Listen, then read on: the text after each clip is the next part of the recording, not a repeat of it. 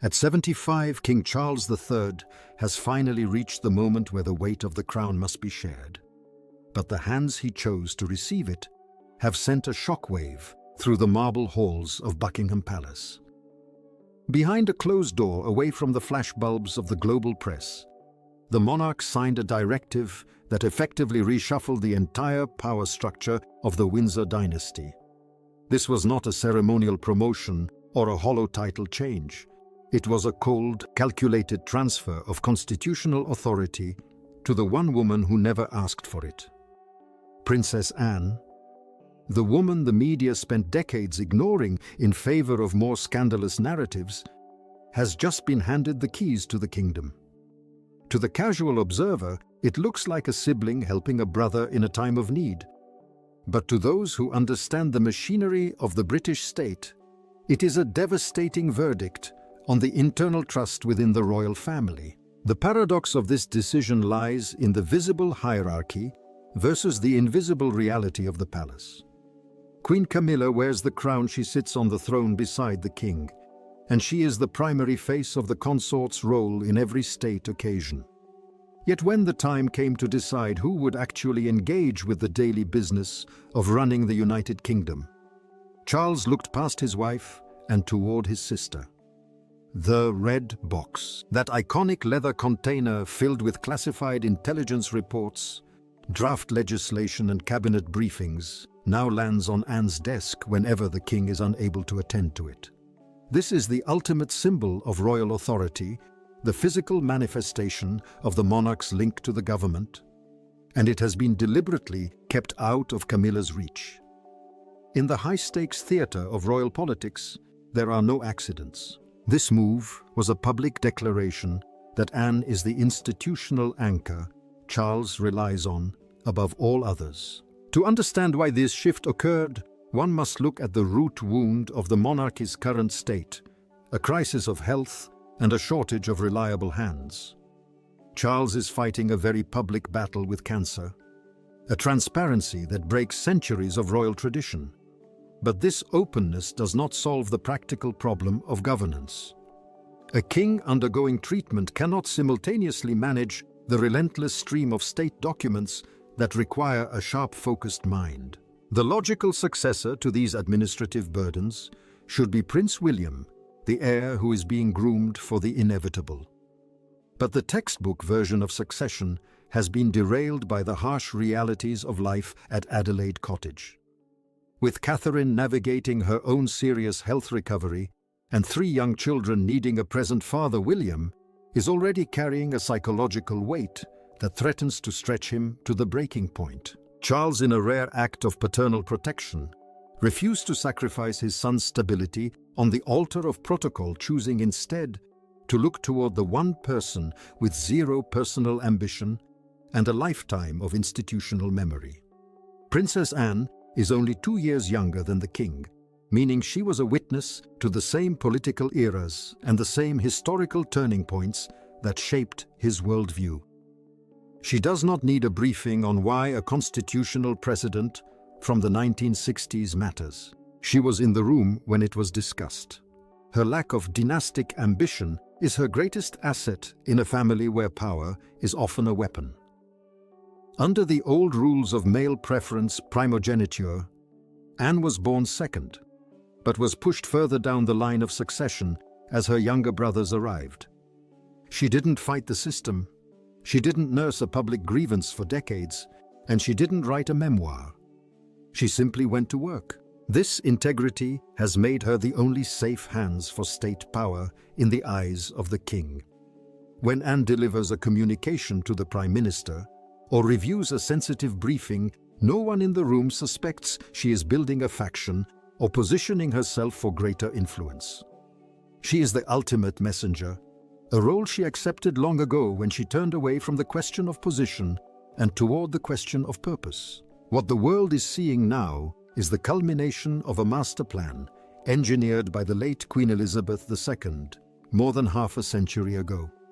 Throughout the late 20th century, whenever the Commonwealth faced a genuine crisis that required skilled diplomacy rather than just a royal wave, Elizabeth sent Anne. She was trained in the actual craft of statecraft, in the places where a wrong word could cause international damage, earning an education no classroom could provide.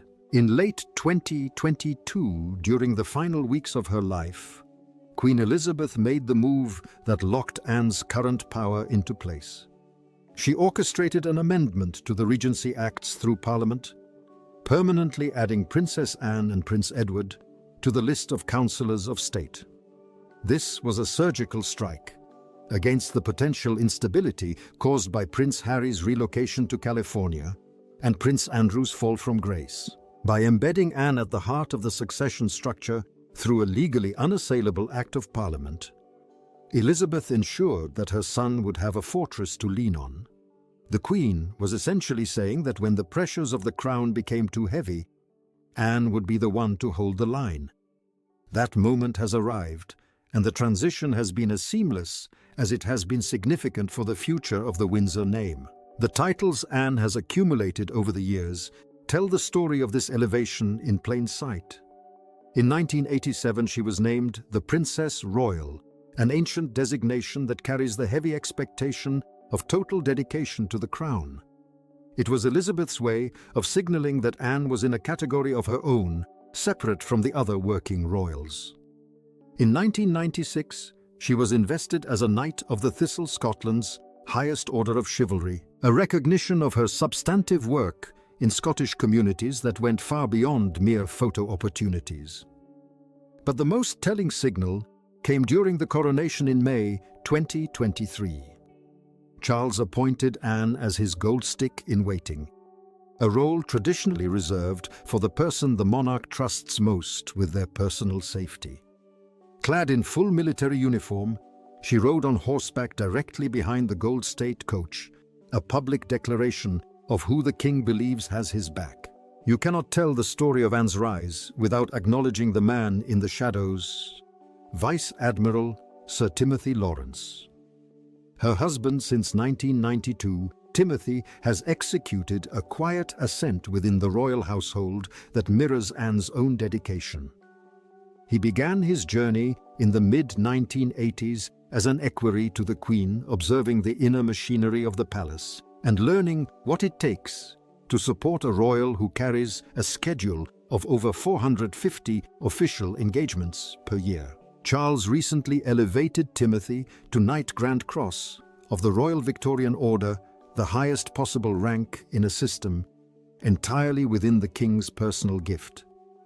It was a personal thank you from a brother to a brother-in-law, an acknowledgement that Anne's ability to serve as the monarchy's workhorse depends entirely on the stability and infrastructure Timothy provides in their private life. Beneath the current headlines of power and duty lies a historical layer of tension between Anne and Camilla that makes this reshuffle deeply uncomfortable. In the early 1970s, before Camilla was the Queen Consort, she was in a serious relationship with Andrew Parker Bowles, a man who was simultaneously connected to Princess Anne through a shared passion for horses. Anne and Andrew had a genuine connection, but his Catholicism and the royal rules of the era made a marriage impossible. The relationship ended. Andrew married Camilla, and the two women were forever linked by the same man. Decades later, Charles married Camilla, bringing her into the family as a peer to the woman who once loved her first husband. This tangled human history is the backdrop against which Camilla now watches Anne receive the constitutional authority she is denied. Camilla has the crown and the seat beside the king, but she does not have the red box. She does not have access to classified intelligence or the right to sign state documents. Anne, who seeks no attention and wears no crown, has all of that. This dynamic is not just a sibling rivalry. It is a structural choice about the nature of royal trust. Even William and Catherine have signaled their full support for this arrangement. William views Anne as an institutional shield, someone whose reputation for hard work and integrity is so unimpeachable that her presence protects the younger generation from scrutiny. By yielding ground to Anne at major events, the future king and queen are telling the world that they are not competing with her. They are relying on her to create the space they need to heal their own family. Anne's willingness to carry the administrative burden gives William the freedom to be a father to George, Charlotte, and Louis during a period of immense family vulnerability. He understands that her elevation is not a threat to his future kingship, but a gift to his present life. This sense of duty was perhaps best captured in a BBC documentary, where Anne spoke with raw, unguarded honesty about her mother's final days at Balmoral. She revealed that Queen Elizabeth had worried about the governmental burden her death might create if it happened in Scotland. Anne told her mother to forget the logistics and be where she was happiest. That level of transparency about the cost of the crown showed the public why Anne is the right person for this moment. She understands that the institution requires the subordination of personal desire to the needs of the nation. As the monarchy navigates this transition, Charles has abandoned the old strategy of maintaining a perfect, untouchable illusion.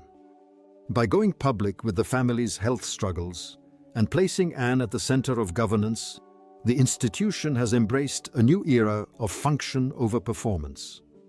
They are saying to the public that these are real people dealing with real challenges, and they are handling them with practical, honest solutions. The response from the British public has been a surge of trust. When they see Anne standing ready to engage with the machinery of the state, they don't see a distant myth.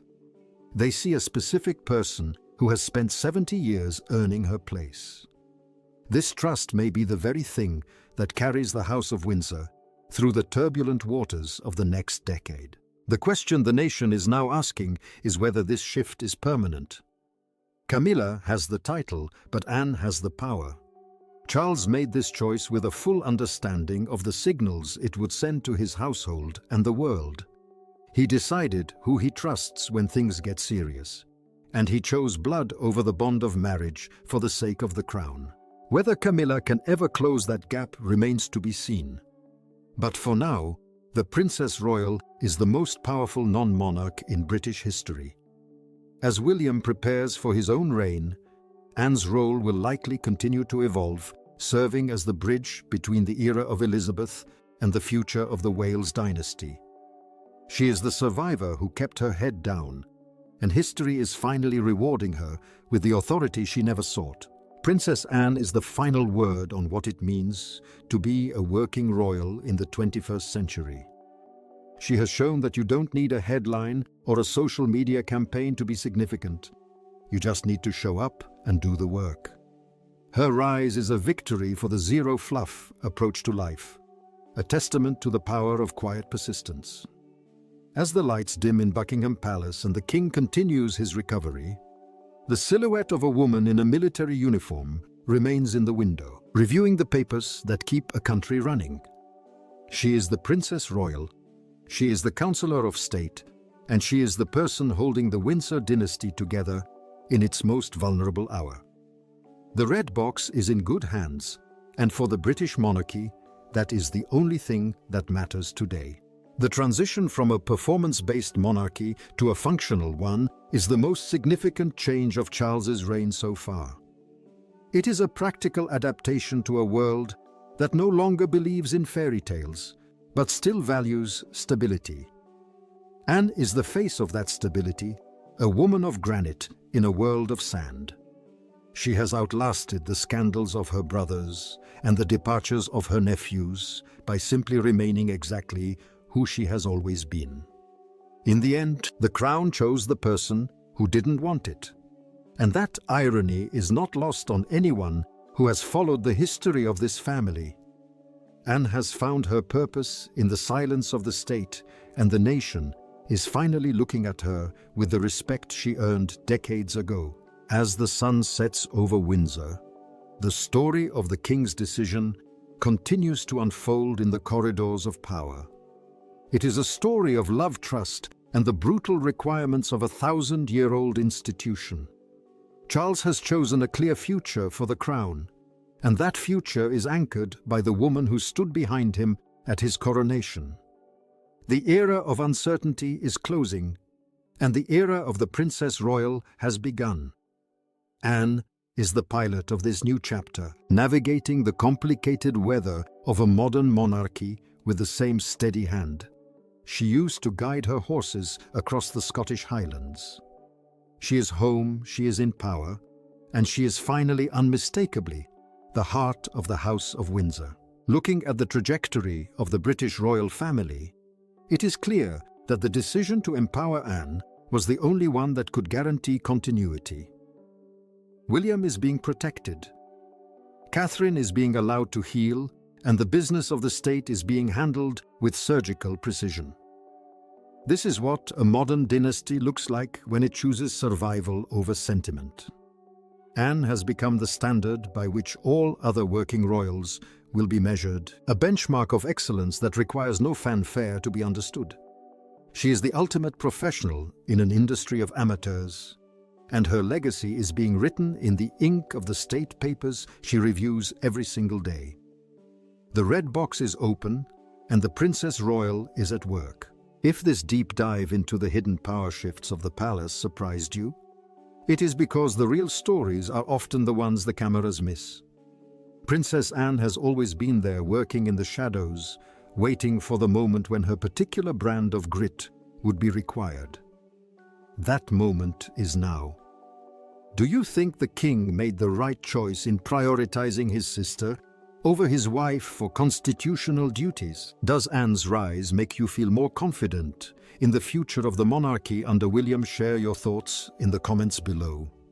As we continue to pull back the curtain on the real hearts behind the royal gold, Anne is still here, still working, and still proving that the best part of the story is the part that was never told.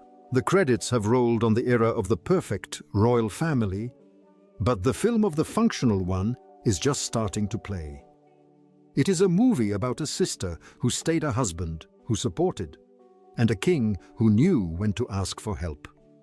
It is the story of Princess Anne, and it is a masterpiece of resilience and duty. As the gates of the palace remain closed to the noise of the world, the work continues inside, steady and stone-faced, just the way the Princess Royal likes it. Thank you for joining us on this journey into the heart of the British monarchy, where the truth is always more compelling than the fiction. We will see you in the next story. The silence of the Buckingham Palace hallways in 2025 is the silence of a job well done. There is no drama in the transfer of a box, but there is immense gravity.